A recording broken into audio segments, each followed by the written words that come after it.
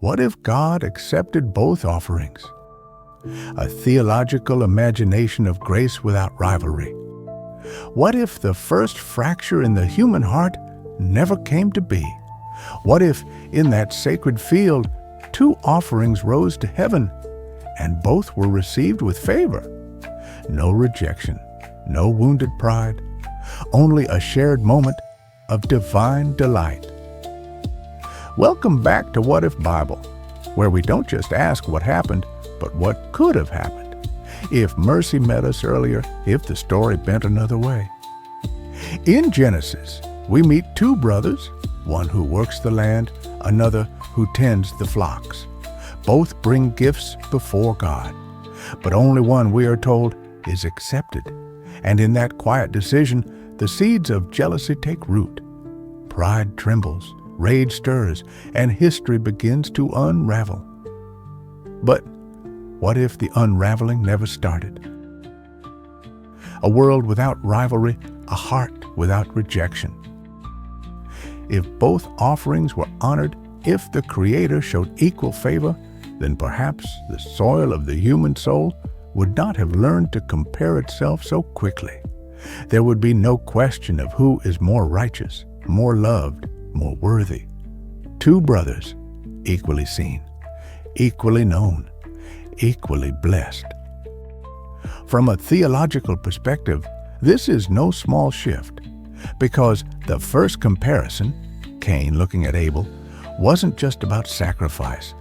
It was about identity, about longing to be chosen, and about what we do when we feel overlooked, even by God. But if neither felt overlooked, what kind of people might we have become? Mercy at the root of the human tree. Imagine a lineage shaped not by resentment, but by reverence, a human story that begins not in offense, but in shared joy.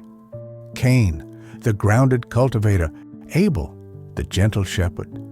Instead of conflict, they could have embodied complement. Instead of violence, partnership. Perhaps the generations that followed would inherit not a history of rivalry, but a legacy of harmony. There would be no mark to bear, no exile into wandering, no need to defend ourselves from one another. In this version of the story, the human heart begins in peace, and peace, once rooted, has the power to echo through every age. Theological implications. Would we still need rescue? If the first human heartbreak was avoided, would our theology look the same?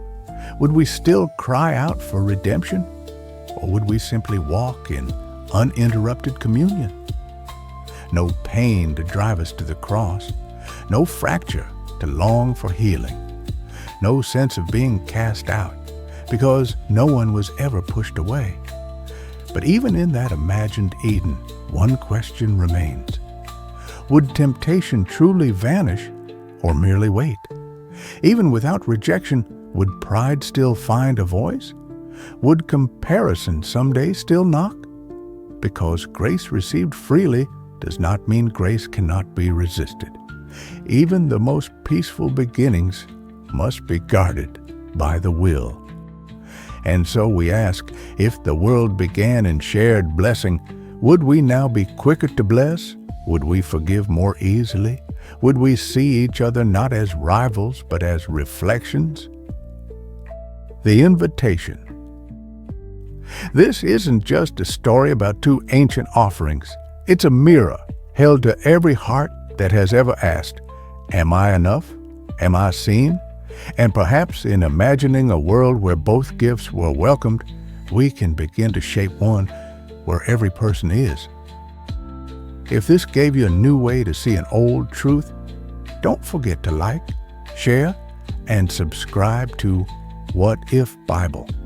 And let us know in the comments, what would our world look like today if acceptance had come first? Only here, where faith meets imagination.